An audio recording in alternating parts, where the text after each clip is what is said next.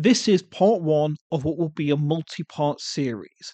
The plan for this series is to review every paper published on self-diagnosis, specifically in relation to psychiatry and mental rather than physical diagnoses. I'm going to restrict myself to published academic articles, so things in journal articles. I'm not going to cover news articles, blogs, PhD or master's dissertations, for now at least. Potentially, I might cover them in the future, but that will be a long way off. I'm also going to do this in any order I feel like. I did consider doing it in chronological order, but how people go about self-diagnosing today is probably quite different to how they went about doing it in the year 2000, in 2010, and potentially even in 2020. I also considered doing it by each different diagnosis, so cover one diagnosis and then go on to the next one, but there's so much new stuff coming out on self-diagnosis that by the time I covered one diagnosis and go on to the second one, there's going to be more stuff published on the first diagnosis. So I'm simply going to do it in any order I feel like. However, what I am going to have is a bibliography of papers on self-diagnosis on my website, and I'll keep that bibliography up to date, whereby every time I review a paper, I'll have a link to that specific review on the bibliography. So if you look at the entire bibliography, you'll see which ones I've reviewed and in which videos. I will have a link to that bibliography in the description. It's worth noting that I'm aware that this is a very controversial debate. People have very strong opinions in both directions on this topic. Here are three different areas where there's significant disagreement. Firstly, who knows people best? Who has a best understanding? People who self-diagnose or psychiatrists? Opponents of self-diagnosis will say that those who self-diagnose don't typically understand themselves very well, whereas proponents of self-diagnosis will say actually people who self-diagnose have access to lived experience, and so they have a better understanding of themselves than a psychiatrist or a team of diagnosticians. Secondly, who knows how best to go about doing diagnosis? Opponents of self-diagnosis will say people who self-diagnose don't actually understand the diagnostic process, whereas advocates of self-diagnosis will typically say that the diagnostic process is flawed. It misses out on important information about people which is relevant for their diagnosis. Thirdly, who knows psychiatric diagnoses best? Opponents of self-diagnosis will say that people who self-diagnose don't understand the psychiatric diagnoses that they self-diagnose with, whereas advocates of self-diagnosis will say that actually, because of lived experience, they understand how they manifest these psychiatric diagnoses in a way that psychiatrists don't, and also that the people who came up with the diagnoses in the DSM did not have lived experience of those diagnoses. For example, people who came up with the diagnostic criteria of autism are not actually autistic, so people who self-diagnose may have a better understanding of psychiatric diagnoses than the people who wrote the diagnostic manuals. There is clearly major debates here. I am aware of arguments on both sides, and my purpose here is to review everything, whether it is pro or against self-diagnosis. Try and find the best arguments and evidence that's being given for both sides. Also, I will go through each paper and outline what I think the strengths and the weaknesses of the paper are. Moving on to the first paper that I consider is I haven't been diagnosed, but I should be. Insight into self-diagnosis of common mental health disorders cross-sectional study. This is by Rutter, Howard, Lakhan, Valdez, Bollen, and Lorenzo-Luaces, published in 2023 in JMIR Formative Research. The aim of the paper is to establish whether people who self-diagnose have done so accurately. The paper is going to look at lots of different psychiatric diagnoses. These are the specific ones: insomnia, somatic symptoms disorder, depression, social anxiety, panic disorder, generalized anxiety, agoraphobia, alcohol use disorder, substance use disorder, and bipolar. It aims to establish if people who are self-diagnosing with these diagnoses are actually accurate. So what was the method of the study? The study gave people questionnaires which are meant to be indicative of whether someone meets the diagnostic criteria or not for different diagnoses. The participants then fill out those questionnaires based upon their own beliefs about whether they exhibit or do not exhibit the symptoms. Having scored everyone as meeting the diagnosis to a particular degree, the researchers then consider if self-diagnosis is accurate measured by those questionnaires and by considering who has and who has not been given an official diagnosis and who has self-diagnosed. The paper conducted two different studies. Both studies were identical except for having different participants. The first study was members of the general public, 1,123 online participants recruited from Twitter. The second study had 2,337 psychology students recruited from Indiana. So the study will directly compare the general public and psychology students. It aims to establish the degree that they meet the diagnostic criteria and ask each person in relation to each diagnosis whether they, firstly, have an official diagnosis, whether they think they should have the diagnosis even though they've not actually been officially diagnosed, or whether neither of those two things are true. That being, they don't have an official diagnosis and they don't think they should have the diagnosis. The study is not actually measuring diagnosis directly against the contents of the DSM. Rather, it's using self-reported instruments produced by the American Psychiatric Association, who are the people who produce the DSM, and these instruments are used for research and clinical evaluation. They're basically meant to be an alternative way of working out who does and who does not meet the DSM criteria, rather than someone actually opening up the DSM and using the criteria in there. What results were found? In relation to study 1, the general public study, self-diagnosis was inaccurate for bipolar, somatic symptom disorder, and alcohol use disorder, but accurate for all the others. For the majority of these diagnoses, people are passing the cutoff point for the diagnoses which they have self-diagnosed with. Additionally, Study 1 compared the degree of which people exhibited the symptoms between those who actually had an official diagnosis and those who had self-diagnosed, and it found there was a significant difference in the degree that symptoms are being exhibited in the cases of social anxiety disorder, panic disorder, alcohol use disorder, substance use disorder, and bipolar. So for some of those diagnoses, they're meeting the diagnostic criteria, but they're not meeting them to the same degree as people who are officially diagnosed. People who self-diagnosed in these cases are closer to the threshold. They're closer to just passing the threshold compared to officially diagnosed individuals. Study 2 is the one in relation to psychology students. It found that the diagnoses were accurate for self-diagnosed people in relation to every diagnosis except for bipolar. Additionally, when they compared the level of symptoms that are present between officially diagnosed people and those who are self-diagnosed, there was significant differences between depression, general anxiety disorder, and alcohol use disorder. So again, in those cases, people were passing the threshold, but they were still a lot closer to the threshold than officially diagnosed people. The study then draws some conclusions of this. Quote, the results indicate that people who say they have been diagnosed with a disorder have the highest severity scores, but this is closely followed by individuals who have not been diagnosed but believe they should be, end quote. That being people in the self-diagnosed group. Meanwhile, people who fall into neither of these groups have the lowest scores. The paper also suggests that self-diagnosis is more reliable for more common diagnoses and for diagnoses which have a name which describes the condition, for example, generalized anxiety disorder. The paper considers why psychology students appear to be more accurate in their self-diagnosis.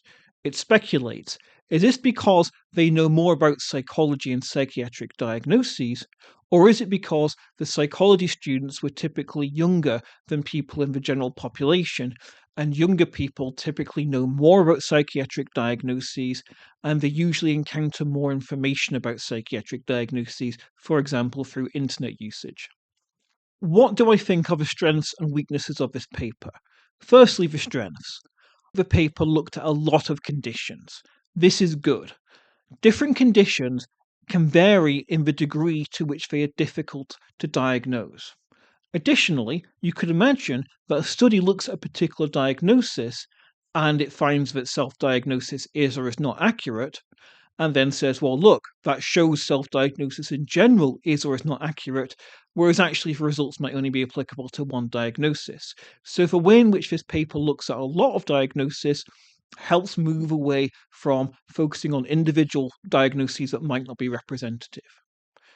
Additionally, the paper had a large sample size. This hopefully makes the study more reliable. Also, the study compared two different groups, the general public and psychology students. This is great because there might be differences in the accuracy of self-diagnosis in different groups. As for weaknesses, the paper used self-reported symptoms. The participants drew upon their own beliefs about whether the symptoms were present. There was no outside source which said, actually, you do or do not have that symptom. Whether we think this is problematic depends upon whether we think people are reliable at detecting the symptoms they exhibit. If we think they are reliable, then the results of the study are likely reliable. Whereas if they are not reliable, then the results of the study are not reliable. Unfortunately, this means we cannot use the study to argue that people are or are not good at detecting which symptoms they exhibit, since we first must assume that they are before we can take the study as being reliable. That's the first problem. The second problem is that the diagnosed and the self-diagnosed groups might not be fully comparable. It is possible that both groups will have different understanding of themselves because the diagnosed group will have people who spent a lot of time around medical professionals, including likely discussing which symptoms they exhibit. This could then alter their understanding. For example, imagine during a diagnostic assessment, somebody who's being assessed says, well, I exhibit symptoms A, B, and C, and then after some discussion, the diagnostician says, well, yes, you exhibit A and B, but actually you don't exhibit symptom C, you're actually exhibiting symptom D. This might then change the self-understanding of people who've been assessed.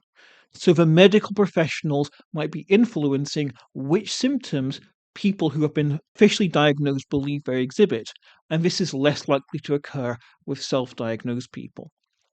Whether this is or is not a problem depends upon whether people are or are not good at self-understanding their symptoms, and whether you think medical professionals are good or bad at understanding which symptoms they exhibit. Whether you think medical professionals have increased or decreased the understanding of people who they diagnose, this could mean the officially diagnosed group and the self-diagnosed individuals might not be fully comparable.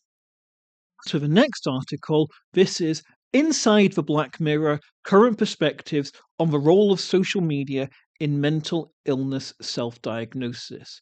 It's by Corzine and Roy, published in 2024 in Discover Psychology. The aim of this article is to, quote, examine the rise of social media spaces focused on mental health as potential incubators for pathologizing behavior, end quote. The basic idea is that they're interested in whether social media is playing a role in increasing self-diagnosis by making people think that they have symptoms which they actually do not have. I should note in advance that some advocates of self-diagnosis might find a lot of the claims in this article quite offensive. The article outlines how there has been an increase in use of social media. It outlines how social media algorithms create a self-fulfilling cycle. Sometimes with these social media algorithms, the more you interact with a particular topic, the more the social media produces more content on that topic on your feed. This is potentially problematic because someone might think they are, for example, autistic, they follow some autistic people, and then their feed puts up more content on autism, so they then interact with that additional content, which in then turn makes the feed produce even more content on it. So from a very small amount of initial interaction, they can start getting very, very focused on a particular topic due to the way these algorithms work. Also, the authors mention that there are online communities on social media for most diagnoses. If you want to find out about a diagnosis or join a community about it, that community probably exists. Some communities will accept the DSM and some communities question the DSM. Also, some communities will accept self-diagnosis and others will reject self-diagnosis. The authors point to a potential tension between how a lot of these communities are critical towards and suspicious of medical professionals, but they also elevate the views of medical professionals since they're the ones who can provide the official diagnosis. The paper heavily links together self-diagnosis and identity building. It claims some people self-diagnose to form an identity. Some people, quote, encode and reproduce behaviors after individuals similar to themselves, end quote. So somebody might exhibit a particular behavior on social media, and then somebody watching this who exhibits part of that behavior, they kind of partially like it, they then start consciously or unconsciously copying parts of a behavior which actually they don't exhibit. Also, the authors of this paper note that the internet can give instant validation of who you are. It can provide a sense of identity by joining a community, joining a bunch of people who you think are similar to yourself. The article claims that this is, quote, glamorization of psychiatric diagnoses and a sense of belonging, end quote. The article suggests that self-diagnosis is a means of getting attention and getting validation from other people. The paper also outlines various explanations of why someone might self-diagnose. Firstly, it suggests malingering, whereby somebody self-diagnoses even though they actually know they don't have the diagnosis.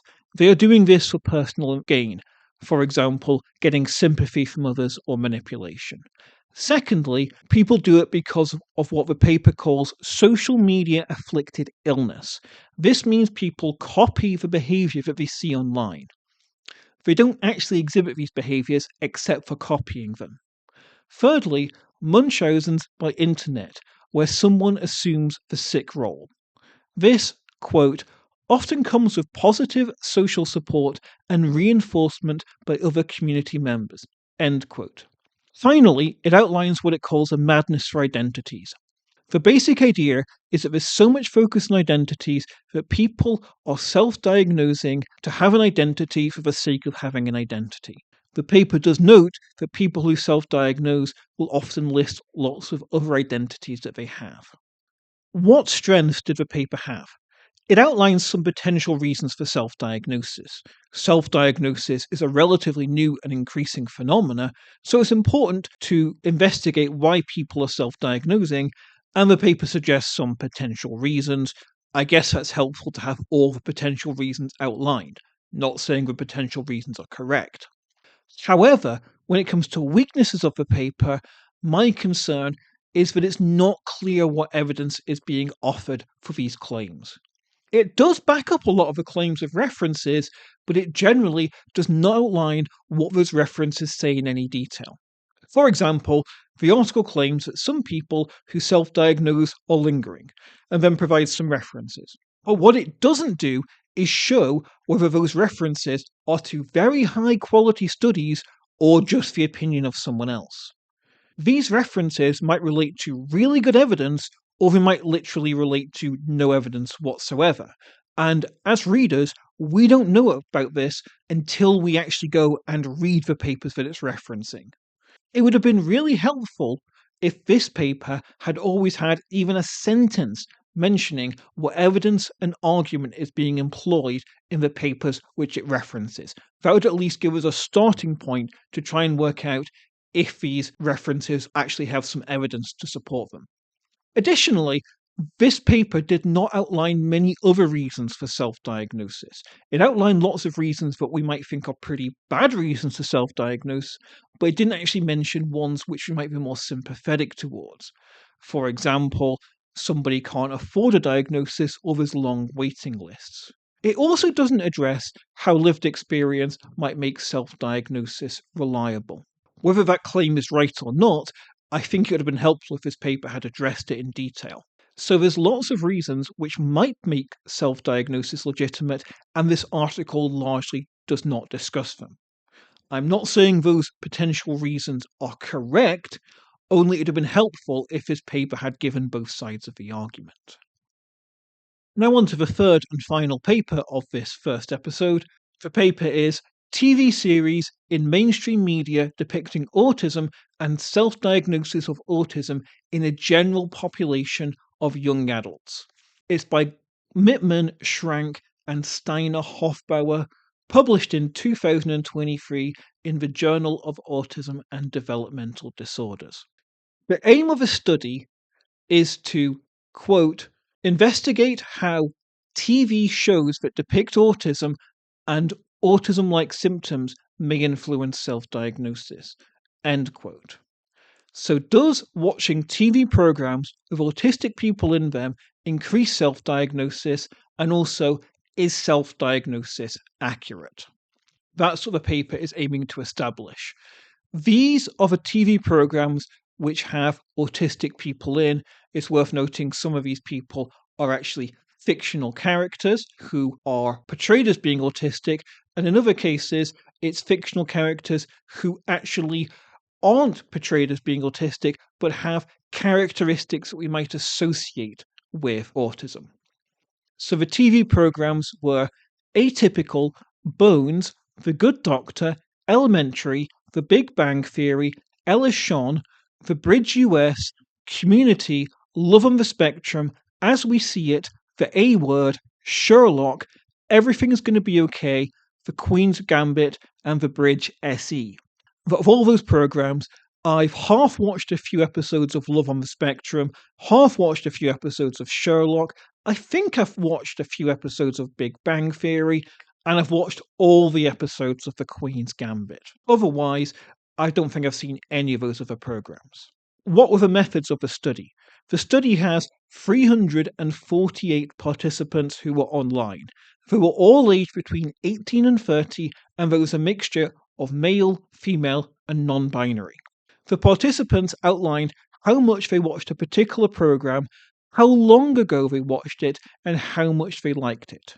They then had to answer a following question. Quote, how strongly do you yourself feel affected by autism? End quote. And also, do you have an official diagnosis? Note that only two participants had an official diagnosis, but the researchers are studying self-diagnosis rather than an official diagnosis.